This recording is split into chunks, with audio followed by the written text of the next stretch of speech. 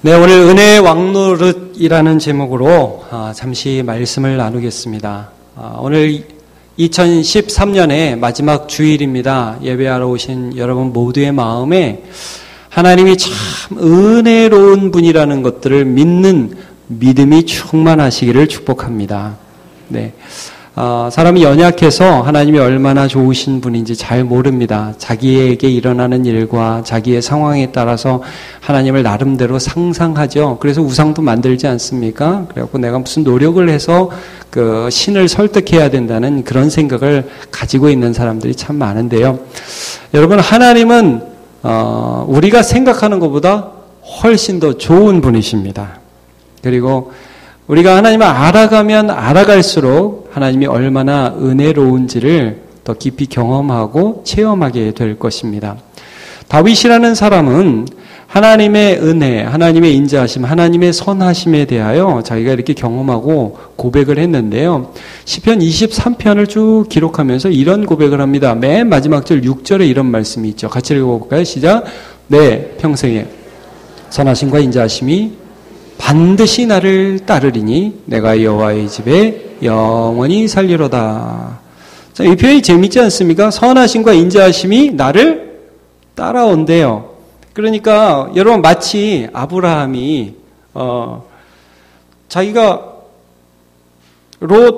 자기의 조카 롯에게 야 네가 우측으로 가면 나는 좌측으로 갈게. 네가 좌측으로 가면 나는 우측으로 갈게라고 고백할 때 어떤 마음이 있었어요? 내가 우측으로 가면 하나님의 인자하심이 나를 따라온다는 거죠. 내가 좌측으로 가면 거기도 하나님의 인자하심이 있을 거라는 거예요. 그러니까 아브라함은 하나님을 경험했습니다. 하나님 참 인자하신 분이구나, 좋은 분이구나 하는 것들을 경험했고요. 이 자기의 삶을 지배하는 것이 죄로 인한 저주나 저주로 인한 사망이 아니라 하나님의 은혜라는 것을 경험했습니다.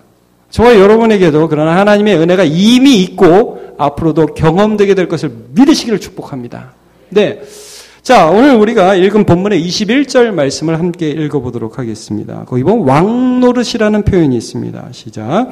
이는 죄가 사망 안에서 왕노릇한 것 같이 은혜도 또한 의로 말미암아 왕노릇하여 우리 주 예수 그리스도로 말미암아 영생에 이르게 하려 함이라 그랬습니다.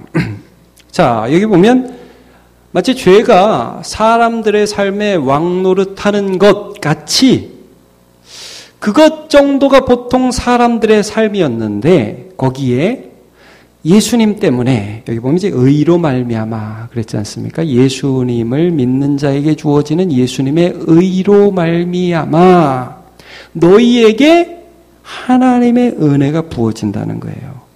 하나님의 은혜가 부어지는 게 어떤 은혜가 있다가 말다, 은혜가 있다 말다 그런 게 아니라 왕노릇이라고요. 왕노릇. 지배하고 따라다니고 나는 은혜 아래서 살아가는 존재라는 거예요. 제가 처음에 이런 말씀 드렸습니다. 사람은 자기를 통해서 하나님을 보는 경향이 있다고요. 여러분 죄를 짓고 그러면 하나님이 나 싫어할 것 같고 조금 요즘 기도 생활 좀 된다. 새벽 기도 좀 된다. 그러면 하나님이 갑자기 나를 사랑하는 것 같고 그런 기분은 들 수 있습니다만 그건 사실이 아닙니다. 여러분 우리가 어떤 환경 가운데 있든지 하나님은 우리를 찍어놓고 좋아하십니다. 여러분 누구 찍어놓고 좋아해 보셨습니까? 나 너 찍었어. 넌 내 사랑이야. 아니 그래서 지금 시집가고 장가가고 결혼하신 거 아닙니까?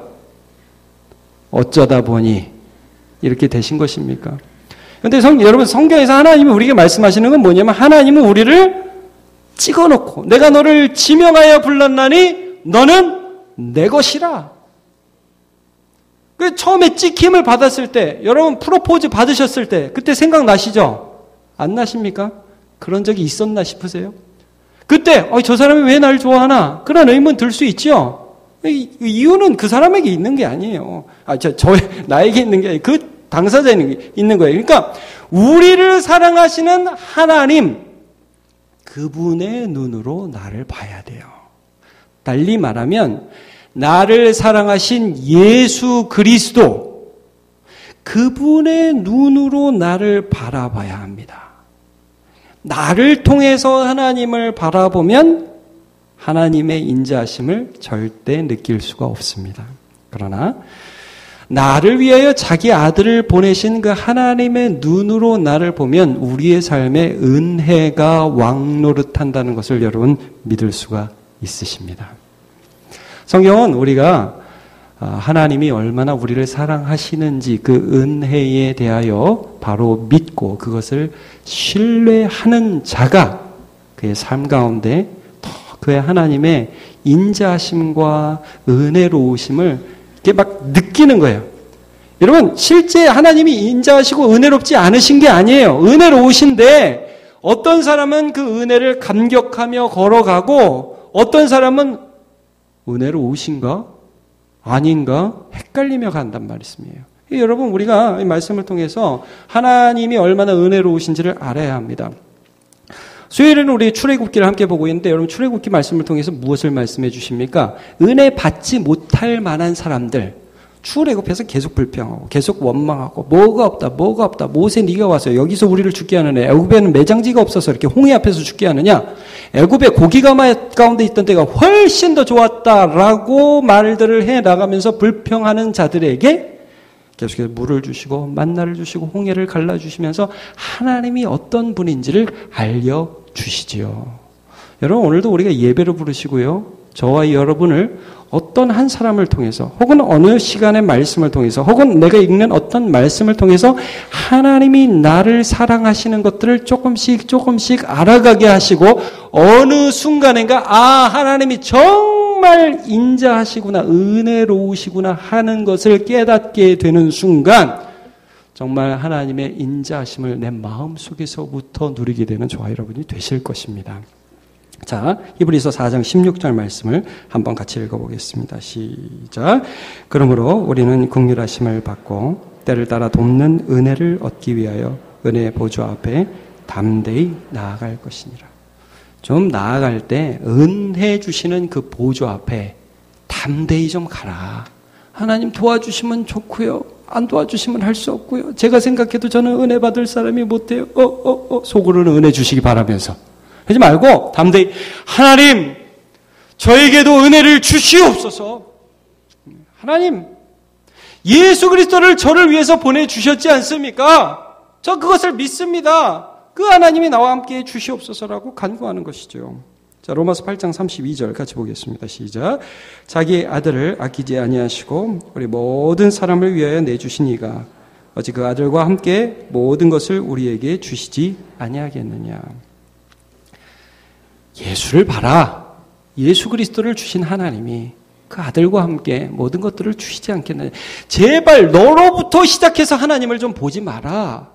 너의 환경으로 시작해서 너의 너됨으로 해서 하나님을 보지 말고 하나님으로 시작해서 너를 좀 봐라. 자, 한번 여러분 오늘 성경을 한번 찾아보겠습니다. 누가복음 18장 찾아보겠습니다.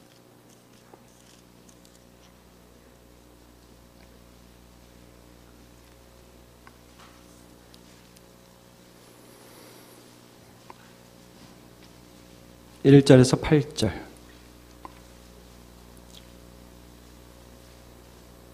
같이 읽어보겠습니다. 시작. 예수께서 그들에게 항상 기도하고 낙심하지 말아야 할 것을 비유로 말씀하여 이르시되 어떤 도시에 하나님을 두려워하지 않고 사람을 무시하는 한 재판장이 있는데 그 도시에 한 과부가 있어 자주 그에게 가서 내 원수에 대한 나의 원한을 풀어주소서 하되 그가 얼마 동안 듣지 아니하다가 후에 속으로 생각하되 내가 하나님을 두려워하지 않고 사람을 무시하나 이 과부가 나를 번거롭게 하니 내가 그 원한을 풀어주리라. 그렇지 않으면 늘 와서 나를 괴롭게 하리라 하였느니라. 주께서 또 이르시되 불의한 재판관이 말한 것을 들으라. 하물며 하나님께서 그 밤낮 부르짖는 택하신 자들의 원한을 풀어주지 아니하시겠느냐. 그들이 오래 참으시겠느냐.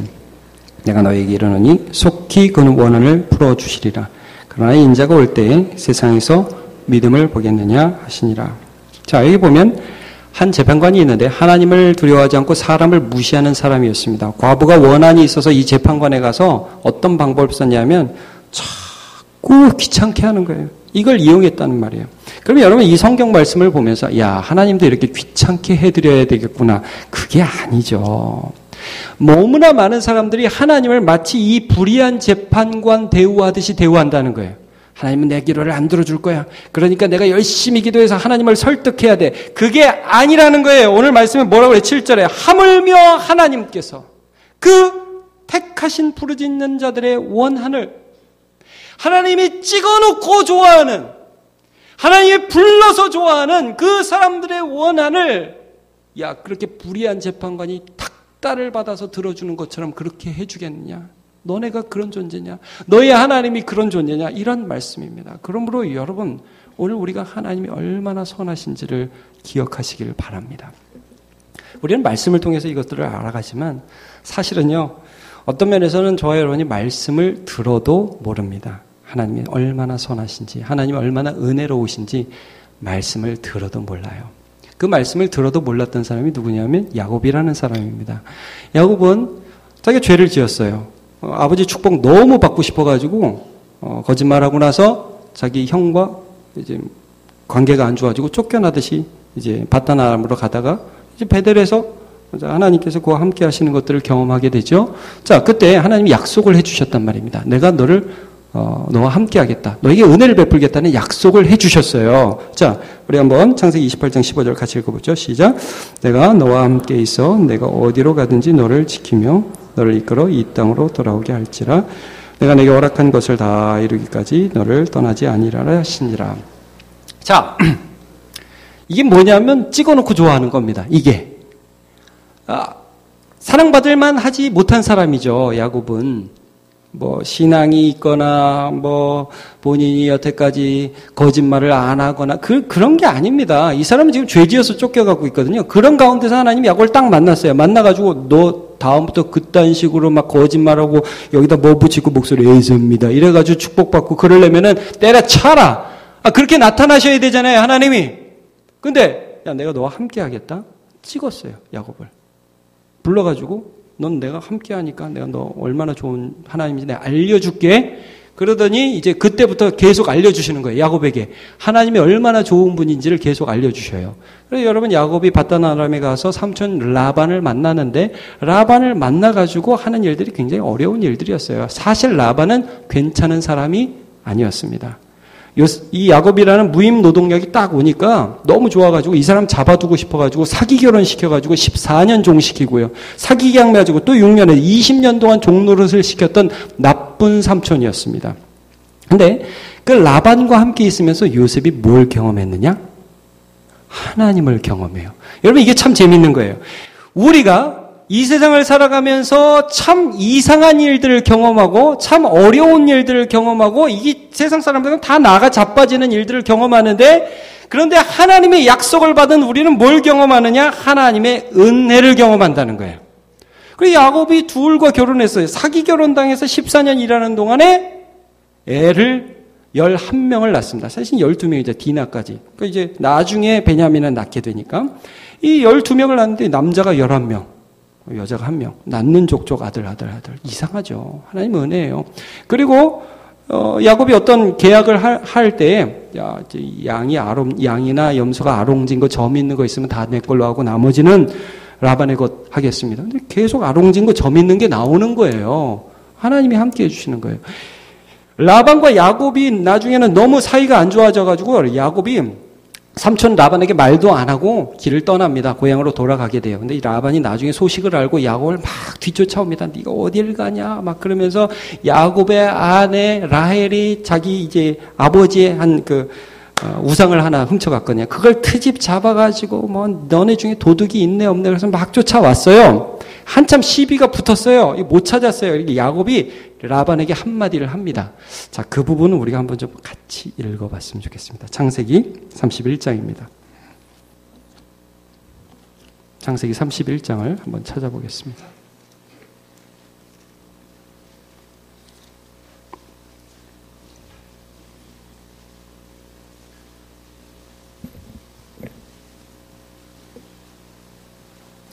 (38절)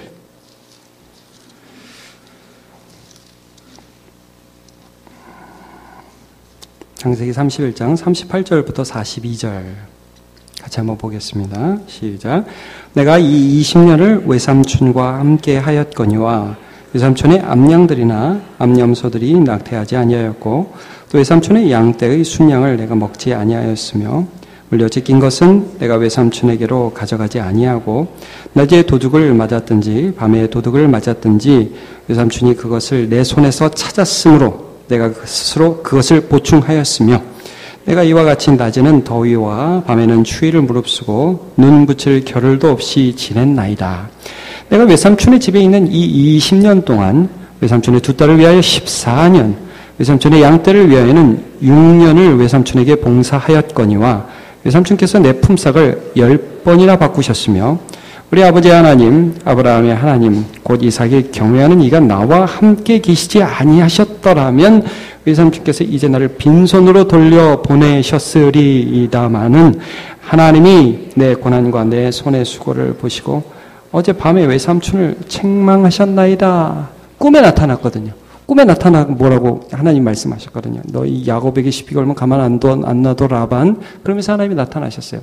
이걸 보면서 라반의 꿈에 나타나신 하나님, 근데 라반이 자기를 계속해서 이용해 먹으려고 하는 주인이라는, 비록 삼촌이지만 그렇게 나쁜 친척이라는 것을 알았어요. 야곱이 깨달았어요. 그리고 품삯을 10번이나 계약 위반을 10번 했다는 거예요. 품삯을 10번 바꿨다는 거는 그런 어려움이 있어요. 이 사람 이게 뭐라고 그래야 돼요? 종으로서 주인에게 착취를 당하는 그런 사람이었어요. 근데 뭘 깨달았어요? 이 야곱이 떠나면서 20년 지나면서 맨 처음에 자기 집에서 삼촌 집에 갈 때 그때 하나님을 경험했죠. 하나님이 너와 함께 해주신다고, 인자한 하나님이라고 말씀해 주셨잖아요. 은혜 베푸시는 하나님이라고. 20년을 지났어요. 뭘 깨달았어요? 라반이라는 나쁜 사람이 나를 멸망을 시킬 수 없구나. 라반 위에 하나님이 계시구나. 이걸 깨달은 거예요. 나의 인생은 하나님이 잡고 계시는구나. 은혜가 왕노릇한다는 거예요. 깨달았어요. 그 다음부터는 하나님을 인정하고 하나님을 경험하고 하나님의 인자하심을 계속 바라보는 거죠. 여러분, 하나님은 그의 인자하심을 우리의 심령 가운데 부어주십니다. 상황 가운데 부어주시기 전에 심령 가운데 부어주신다고요. 처음에는 물론 상황 가운데도 부어주시죠. 그것을 통해서 하나님을 알게 하기를 원하시는 거예요. 자, 빌레몬서 1장 25절 같이 한번 읽어보겠습니다. 시작. 우리 주 예수 그리스도의 은혜가 너희 심령과 함께 할지어다. 아멘. 제가 다윗에 대한 말씀을 잠깐 또 전하도록 하겠습니다. 다윗은 항상 하나님의 주권적인 은혜, 다윗 역시 하나님이 찍어놓고 그를 사랑한 사람입니다. 그리고 하나님이 찍어놓고 사랑한 사람은 늘 그 믿음을 가지게 되죠. 다윗은 8번째 아들이었고 가정에서 그렇게 특별히 주목받는 사람이 아니었습니다. 그러나 하나님은 그를 불러주셨죠. 왕 삼아주셨고 그가 전쟁에서 골리앗 이긴 것도 너무너무 재밌어요. 그가 무슨 전쟁의 기술을 익혔던 사람도 아니고요. 그냥 아버지 심부름하러 전쟁터에 나갔다가 골리앗 보고 화가 나가지고 저거 뭔데 우리 하나님을 욕해? 내가 나갈 거야. 그래가지고 얼떨결에 나가서 이겼단 말씀입니다. 그러니까 다윗이라는 사람은 그 이스라엘의 왕이 되기까지의 과정이 자기의 힘과 자기의 능력으로 한 사람이 아니라 하나님이 이끌어 주신 사람이라는 것을 우리가 알 수 있습니다. 나중에 뭐라고 고백을 하냐면 우리 역대상 18장 6절을 한번 같이 보겠습니다. 시작. 다윗이 어디로 가든지 여호와께서 이기게 하시니라. 여호와께서 이기게 하신 거예요. 다윗의 인생에 하나님의 은혜가 왕노릇을 했습니다. 그런데 어느 한 구절을, 한 사건 때문에 다윗의 인생이 은혜가 왕노릇하는 게 아니라 죄가 왕노릇하는 것 같이 보일 때가 있었습니다. 어느 사건이죠? 우리아의 아내 밧세바를 범하는 사건이었습니다.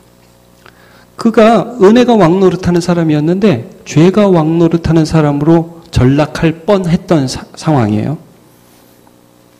너무 잘 나가니까 마음 편안했나 보죠. 낮잠 자고 일어나서 오후에 일어나서 딱 보니까 어떤 여인이 목욕을 하는데 너무 이뻐 보였습니다. 남자라면 다 그런 생각을 할 수 있겠죠. 근데 이제 거기서 이쁘다 그러고 여러분 이쁘다 그러고 계속 봐야 됩니까? 그만 봐야 됩니까? 아니, TV를 보다가 그러면 이제 꺼야 돼요? 계속 봐야 돼요? 이건 보라는 하나님의 사인이구나. 이래야 돼요? 아니잖아요. 그만 봐야 되니. 근데 이 다윗이 죄가 왕노릇하니까 불렀어요, 그 여자를. 불러가지고 잠자리를 같이 했네. 근데 누군지도 알고도 그렇게 했어요. 물어보니까 자기 충신, 우리아의 아내. 임신이 됐네요. 충신을 소환했어요. 밤에 막 술 모시고 집에 가서 자라. 안 가요. 다윗이 애가 탔겠죠. 가야 완전 범죄가 되는데 다시 그 다음날 또 보내. 또 안 가요. 나는 전쟁 중에 집에 가서 아내와 잠자리를 하지 않겠습니다. 얼마나 멋진 그런 사람이에요. 네, 다윗이 쳐 죽입니다. 전쟁에 제일 깊숙한 곳에 보내서. 여러분, 다윗이 죄 가운데 있었죠. 죄의 지배를 받는 것 같죠. 근데 제가 이 사건을 보면서 좀 의문이 안 가고 약간 미스터리한 부분이 무엇이었냐면, 여러분, 이 일 때문에 하나님이 나단이라는 선지자를 다윗에게 보냅니다. 그래서 나단이 막 가요. 가가지고 다윗에게 어떤 얘기를 하나 해주죠. 어떤 얘기를 해주냐면, 어떤 집에 부잣집이 있는데 양도 많고 염소도 많고 굉장히 부잣지고 그 옆집에는 양이 한 마리 있습니다. 너무 가난한 집인데 이 양이 가족 같아요. 근데 이 집에 손님이 왔는데, 부잣집에 손님이 왔는데 가난한 집의 양을 뺏어서 대접을 했습니다. 다윗이 노발대발하죠. 아니, 그런 놈이 어디 있느냐? 그런 사람은 결코 살지 못해. 하여튼 엄청나게 다시 되갚아줘야 된다. 그때 나단이 뭐라고 그럽니까, 여러분? 눈에 힘주고 이렇게 하면서 당신이 그 사람이요 그러잖아요. 근데 여러분, 제가 왕이고 어떤 사람이 저한테 와서 당신이 그렇게 나쁜 일을 했어. 혹은 어떤 장로님이나 권사님이나 집사님이 저에게 와서 목사님, 딴 교회 목사님이 요새 이런 일들을 하는데요. 그런 일이 있었습니다. 그거 참 나쁘네요. 당신이 그 사람이요. 그러면 제가 기분 굉장히 나쁠 것 같아요. 아니, 내가 그런 일을 했기로서니 어디 얼굴 보고 눈 똑바로 쳐다보고 저러나, 그런 생각을 할 수 있잖아요. 근데 여러분, 제가 성경을 보니까 다윗이 그 나단의 딱 말을 들었을 때 주저함 없이 엎드러졌습니다. 시간이 걸리지 않아서 제가 여호와께 범죄하였습니다. 이게 어떻게 가능하냔 말이에요, 여러분.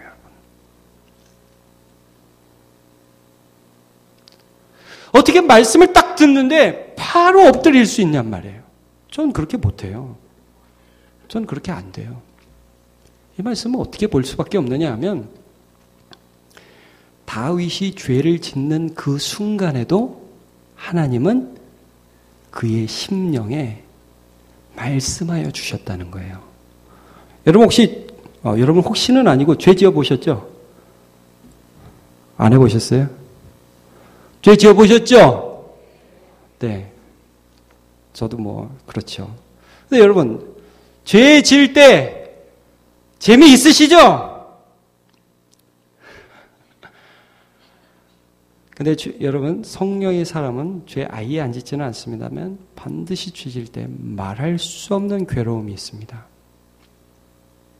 그렇게 하면 안 된다고 성령께서 말씀해 주시거든요. 여러분, 다윗은 밧세바를 보는 순간부터 그녀를 소환하고 우리아를 소환하고 우리아를 죽이고 하는 이 모든 과정 속에서 하나님이 이미 그의 심령에 말씀해 주셨어요. 그렇게 하면 안 되지. 그렇게 하는 건 아니지. 다윗은 그 속에서 이미 하나님의 은혜와 하나님의 사랑을 알고 있었어요. 하나님이 얼마나 은혜로우신지, 자기를 참아주시는 건지 알고 있었어요. 알고 있었지만 막 죄에 지는 거예요. 그리고 여러분, 오늘 우리 로마서 말씀에도 외운 게 뭐예요? 우리가 육신대로 살면 반드시 죽을 것이로되 영으로서 몸의 행실을 죽이면 살리니. 암송하니까 이게 얼마나 좋아요. 그렇죠? 여러분, 영으로서 몸의 행실을 죽이면 산다고 그러잖아요. 근데 이 다윗이 순간 넘어간 거예요. 이미 하나님의 은혜와 이미 하나님의 은총을 그의 심령 속에 경험하고 있는 자예요. 근데 육신이 그를 넘어뜨리고 있었어요. 하나님의 말씀이 선포됐어요. 더 이상 주저할 수가 없었어요. 더 이상 자기는 이 괴로움, 죄 가운데 있는 괴로움에 남아 있을 수가 없었어요. 그래서 엎드렸어요. 하나님, 여호와께 내가 범죄하였습니다. 인생이 변하는 거예요.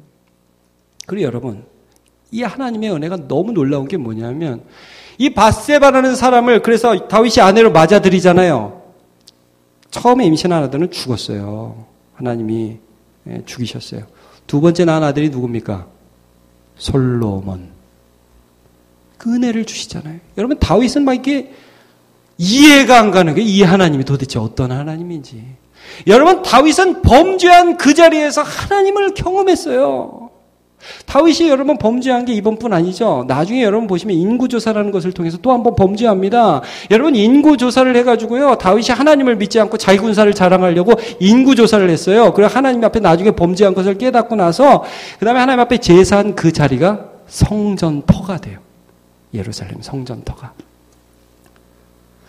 우리의 죄가 하나님의 은혜에 삼켜버려진 바 되는 것입니다.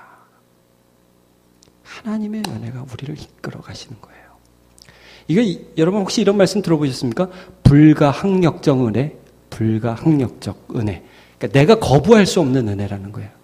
하나님이 은혜를 주시는데 내가 이건 받고 이건 싫고 그런 게 아니라 하나님이 강권적으로 내 삶에 오시고 내 마음에 강권적으로 오셔서 넌 내 거고 내가 너를 이끌어 갈 거고 너의 삶은 내가 쥐고 간다. 거부할 수가 없다는 거예요. 그리고 그 은혜가 우리를 이끌어 가시는 것입니다. 그리고 여러분 오늘 야곱이 어느 순간인가 하나님을 깨닫게 되었고 하나님이 얼마나 좋으신 분인지를 깨닫게 되었고 다윗은 그 하나님의 좋으심을 알았기 때문에 죄악 가운데 있다고도 엎드려서 하나님 앞에 회개할 수 있었고 그리고 저와 여러분 역시 오늘 이 세상을 살아가면서 수많은 나의 연약함과 이 세상에 있는 수많은 어려움들을 보면서는 하나님을 믿을 수 없지만 예수를 보면서는 하나님의 은혜를 믿을 수 있습니다. 그 믿으면 사는 거예요. 믿으면 사는 겁니다. 바울 사도는 그가 모든 사역을 마무리할 때쯤 이런 고백을 하게 됩니다. 고린도전서 15장 10절 말씀 같이 보겠습니다. 시작. 그러나 내가 나 된 것은 하나님의 은혜로 된 것이니 내게 주신 그의 은혜가 헛되지 아니하여 내가 모든 사도보다 더 많이 수고하였으나 내가 한 것이 아니요 오직 나와 함께 하신 하나님의 은혜로라. 처음에 그를 불러주실 때부터 그 모든 사역을 할 때마다 환난이 오거나 형통이 오거나 어떤 과정 속에서나 하나님의 은혜를 경험했습니다. 여러분, 사탄이 주는 것은 1억을 줘도 나쁜 것입니다. 사탄이 줬기 때문입니다. 사탕이 아닙니다. 사탄입니다. 여러분, 하나님이 주시는 것은 때로 내게 어려워 보여도 하나님이 주셨으니까 좋은 것입니다. 하나님을 믿으시고 나를 이끌어 가시는 하나님의 은혜 속에 거하는 저와 여러분 되시기를 축복합니다.